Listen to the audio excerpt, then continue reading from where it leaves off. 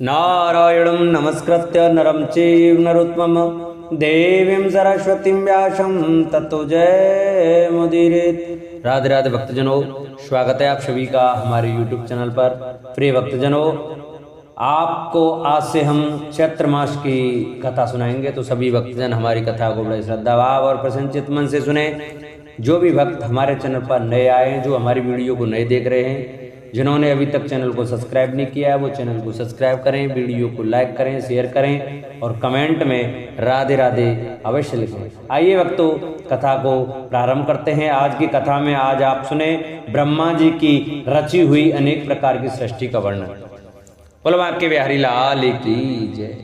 शौनक जी कहते हैं, सूत जी, पृथ्वी रूप आधार पाकर स्वयं मनु ने आगे होने वाली संतति को उत्पन्न करने के लिए किन किन उपायों का अवलंबन किया। विदुर जी बड़े ही भगवत भक्त और भगवान श्री कृष्ण के अनन्य स्वद थे, इसलिए उन्होंने अपने बड़े भाई धृतराष्ट्र को उनके पुत्र दुर्योधन के सहित भगवान श्री कृष्ण का अनादर करने के कारण अपराधी समझकर त्याग दिया था। वे महर्षि द्वैपायन के पुत्र थे और महिमा में उनसे किसी प्रकार कम नहीं थे, तथा सब प्रकार भगवान श्री कृष्ण के आश्रित और कृष्ण भक्तों के अनुगामी थे। तीर्थ सेवन से उनका अंतःकरण और भी शुद्ध हो गया था। उन्होंने कुशावर्त क्षेत्र हरिद्वार में बैठे हुए तत्वज्ञानियों में श्रेष्ठ मैत्री जी के पास जाकर और क्या पूछा। सूत जी, उन दोनों में वार्तालाप होने पर श्री हरि के चरणों से संबंध रखने वाली बड़ी पवित्र कथाएं हुई होंगी, जो उन्हीं चरणों से निकले हुए गंगा जल के समान संपूर्ण पापों का नाश करने वाले होंगे। सूत जी, आपका मंगल हो, आप हमें भगवान की पवित्र कथाएं सुनाइए। प्रभु के उदार चरित्र तो कीर्तन करने योग्य होते हैं। भला ऐसा कौन रसिक होगा जो श्री हरि के लीलामृत का पान करते करते तृप्त हो जाए। नैमिषारण्य निवासी मुनियों के इस प्रकार पूछने पर उग्रश्रवा सूत जी ने भगवान में चित्त लगाकर उनसे कहा, सुनिए। सूत जी ने कहा, मुनिगण, अपनी माया से बारह रूप धारण करने वाले श्री हरि की रसातल से पृथ्वी को निकालने और खेल में ही तिरस्कार पूर्वक हिरणाक्ष को मार डालने की लीला सुनकर विदुर जी को बड़ा आनंद हुआ और उन्होंने मुनिवर मैत्री जी से कहा। विदुर जी ने कहा, ब्राह्मण, आप परोक्ष विषयों को भी जानने वाले हैं, अतः यह बतलाइए कि प्रजापतियों के पति श्री ब्रह्मा जी ने मर्त्य आदि प्रजापतियों को उत्पन्न करके फिर सृष्टि को बढ़ाने के लिए क्या किया। मर्त्य आदि मुनीश्वरों ने और स्वयं को मनु ने भी ब्रह्मा जी की आज्ञा से किस प्रकार प्रजा की वृद्धि।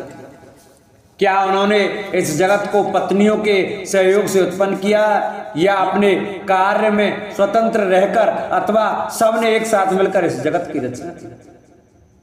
श्री मैत्री जी ने कहा, विदुर जी, जिसकी गति को जानना अत्यंत कठिन है, उस जीवों के प्रारब्ध, प्रकृति के नियंता पुरुष और काल, इन तीन हेतुओं से तथा भगवान की सन्निधि से त्रिगुण में प्रकृति में क्षोभ होने पर उससे मैतत्व उत्पन्न हुआ। देव की प्रेरणा से रज प्रधान मैतत्व से वैकारिक, सात्विक, राजस और तामस तीन प्रकार का अहंकार उत्पन्न हुआ। उसने आकाश आदि पांच तत्वों के अनेक वर्ग प्रकट किए।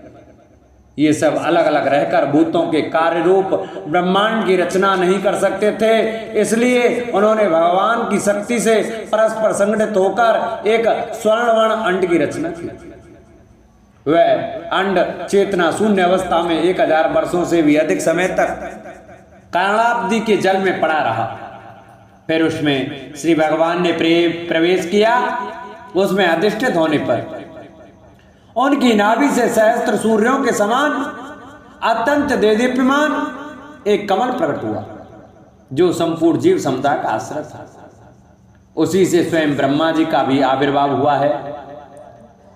जब ब्रह्मांड के गर्भ रूप जल में शयन करने वाले श्री नारायण देव ने ब्रह्मा जी के अंतःकरण में प्रवेश किया, तब वे पूर्व कल्पों में अपने ही द्वारा निश्चित की हुई नाम रूपमय व्यवस्था के अनुसार लोकों की रचना करने लगे। सबसे पहले उन्होंने अपनी छाया से तामिस्त्र, अंधतामिस्त्र, तम, मोह और महामोह यूं 5 प्रकार की अविद्या उत्पन्न की। ब्रह्मा जी को अपना वह तमो में शरीर अच्छा नहीं लगा, अतः उन्होंने उसे त्याग दिया। तब जिससे भूख प्यास की उत्पत्ति होती है, ऐसे रात्रि रूप उस शरीर को उसी से उत्पन्न किया। यक्ष और राक्षसों से ग्रहण कर लिया। उस समय भूख प्यास से अभिभूत होकर वे ब्रह्मा जी को खाने को दौड़ पड़े और कहने लगे, इसे खा जाओ, इसकी रक्षा मत करो, क्योंकि वे भूख प्यास से व्याकुल हो रहे थे। ब्रह्मा जी ने घबराकर उनसे कहा, अरे यक्ष राक्षस हो, तुम मेरी संतान हो, इसलिए मुझे भक्षण मत करो, मेरी रक्षा करो। उनमें से जिन्होंने कहा खा जाओ वे यक्ष हुए, जिन्होंने कहा रक्षा मत करो वे राक्षस कहलाए। फिर ब्रह्मा जी ने सात्विक की प्रभा से दीप्यमान होकर मुख्य मुख्य देवताओं की रचना की। उन्होंने क्रीड़ा करते हुए ब्रह्मा जी के त्यागने पर उनका वह दिन रूप प्रकाश में शरीर ग्रहण कर लिया। इसके पश्चात ब्रह्मा जी ने अपने जगन देश से कामासक्त असुरों को उत्पन्न किया। वे अत्यंत काम लोलुप होने के कारण उत्पन्न होते ही मैथुन के लिए ब्रह्मा जी की ओर चले। यह देखकर पहले तो वे हंसे, किंतु फिर उन निर्लज असुरों को अपने पीछे लगा देख भयभीत हो क्रोधित होकर बड़े जोर से भागे। तब उन्होंने भक्तों पर कृपा करने के लिए उनकी भावना के अनुसार दर्शन देने वाले शरणागत वत्सल वरदायक श्री हरि के पास जाकर कहा, परमात्मा मेरी रक्षा कीजिए।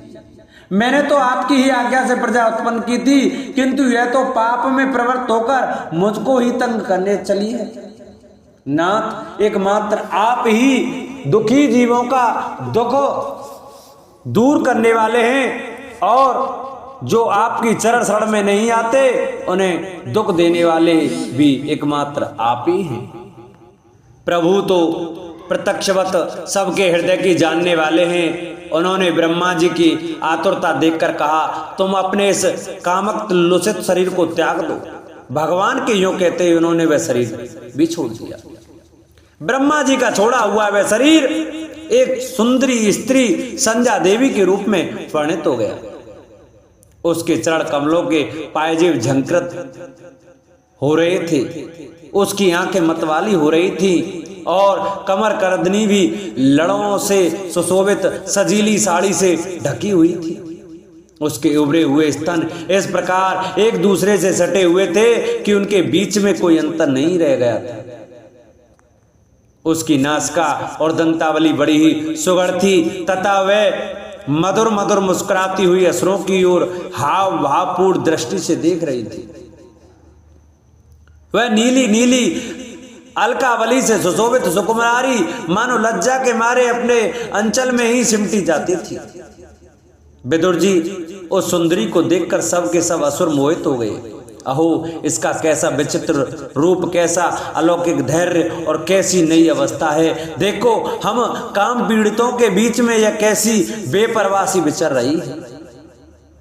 इस प्रकार उन कुबुद्धि दैत्यों ने स्त्री रूपड़ी संध्या के विषय में तरह तरह के तर्क वितर्क करके फिर उसका बहुत आदर करते हुए प्रेम पूर्वक पूछा, सुंदरी तुम कौन हो और किसकी पुत्री हो? भामिनी, यहाँ तुम्हारे आने का क्या प्रयोजन है? तुम अपने अनूप रूप का यह बेमोल सौदा दिखाकर हम अभागों को क्यों तरसा रही हो?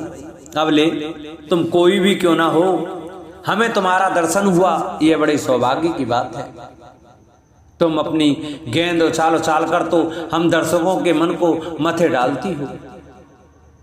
सुंदरी, जब तुम उछलती हुई गेंद पर अपनी हथेली की थपकी मारती हो तब तुम्हारा चरण कमल एक जगह नहीं ठहरता, तुम्हारा कट प्रदेश स्थूल स्तनों के बाहर से थक सा जाता है और तुम्हारी निर्मल दृष्टि से भी थकावट झलकने लगती है। अहो, तुम्हारा केश पास कैसा सुंदर है।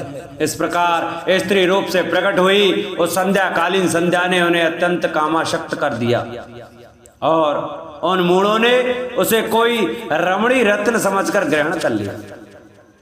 तदंतर ब्रह्मा जी ने गंभीर भाव से हंसकर अपनी कांतिमय मूर्ति से, जो अपने सौंदर्य का मानो आप ही आस्वादन करती थी, गंधर्व और अप्सराओं को उत्पन्न किया। उन्होंने ज्योत्सना चंद्र का रूप अपने उस कांति में प्रिय शरीर को त्याग दिया। उसी को विश्वावसु आदि गंधर्वों ने प्रसन्नता पूर्वक ग्रहण किया। इसके पश्चात भगवान ब्रह्मा ने अपनी तंद्रा से भूत पिशाच उत्पन्न किए। उन्हें दिगंबर वस्त्रहीन और बाल बिखरे देख उन्होंने आंखें मूंद ली। ब्रह्मा जी के त्यागे हुए उस जवाई रूप शरीर को भूत पिशाचों ने ग्रहण किया। इसी को निद्रा भी कहते हैं, जिससे जीवों की इंद्रियों में शिथिलता आती देखी जाती है। यदि कोई मनुष्य झूठे मुंह सो जाता है तो उस पर भूत पिशाच आदि आक्रमण करते हैं। उसी को उन्माद कहते हैं। फिर भगवान ब्रह्मा ने भावना की कि मैं तेजो में हूं और अपने अदृश्य रूप से साध्यगण एवं पितृगण को उत्पन्न किया। पितरों ने अपनी उत्पत्ति के स्थान उस अदृश्य शरीर को ग्रहण कर लिया। इसी को लक्ष्य में रखकर पंडित जन श्रद्धादि के द्वारा पितर और साध्य गणों को क्रम से काव्य पिंड और हाव्य अर्पण करते हैं। अपनी तिरोधान शक्ति से ब्रह्मा जी ने सिद्ध और विद्याधरों की सृष्टि की और उन्हें अपना वह अंतर्धान नामक अद्भुत शरीर दिया। एक बार ब्रह्मा जी ने अपना प्रतिबिंब देखा, तब अपने को बहुत सुंदर मानकर उस प्रतिबिंब से किन्नर और किम पुरुष उत्पन्न किए। उन्होंने ब्रह्मा जी के त्याग देने पर उनका वह प्रतिबिंब शरीर ग्रहण किया। इसलिए ये सब उस काल में अपनी पत्नियों के साथ मिलकर ब्रह्मा जी के गुण कर्मादि का गान किया करते थे। एक बार ब्रह्मा जी सृष्टि की वृद्धि न होने के कारण बहुत चिंतित होकर हाथ पैर आदि अवयवों को फैलाकर लेट गए और फिर क्रोधवश उस भोग में शरीर को त्याग दिया। उससे जो बाल झड़कर गिरे वे अही हुए तथा उनके हाथ पैर सिकोड़कर चलने से क्रूर स्वभाव सर्प और नाग हुए, जिनका शरीर फण रूप से कंधे के पास बहुत फैला होता है। एक बार ब्रह्मा जी ने अपने को कृतकृत्य सा अनुभव किया। उस समय अंत में उन्होंने अपने मन से मनुओं की सृष्टि की। ये सब प्रजा की वृद्धि करने वाले मनुष्य ब्रह्मा जी ने उनके लिए अपना पुरुषाकार शरीर त्याग दिया। मनुओं को देखकर उनसे पहले उत्पन्न हुए देवता गंधर्वादि ब्रह्मा की स्तुति करने लगे। वे बोले, विश्वकर्ता ब्रह्मा जी, आपकी ये मनुओं की सृष्टि बड़ी ही सुंदर है। इसमें अग्निहोत्र आदि सभी कर्म प्रतिष्ठित हैं। इसकी सहायता से हम भी अपना अन्य हर विभाग ग्रहण कर सकेंगे। फिर आदि ऋषि ब्रह्मा जी ने इंद्रिय संयम पूर्वक तप विद्या योग और समाधि से संपन्न हो अपनी प्रिय संतान ऋषिगण की रचना की और उनमें से प्रत्येक को अपने समाधि योग ऐश्वर्य तप विद्या और वैराग्य में शरीर का अंश दिया। बोलो बांके बिहारी लाल की जय। प्रिय भक्तजनों, आज की कथा को हम ये विश्राम करते हैं। कल की कथा में आपको सुनाएंगे करदम जी की तपस्या और भगवान का वरदान। तो सभी भक्तजन हमारी चैत्र मास की कथाओं को प्रतिदिन बड़े श्रद्धा भाव और प्रसन्न चित्त से सुने। जिन्होंने अभी तक चैनल को सब्सक्राइब नहीं किया है वो ऐसी ही कथाएं सुनने के लिए हमारे चैनल को सब्सक्राइब जरूर करें। बोलो बांके बिहारी लाल की जय।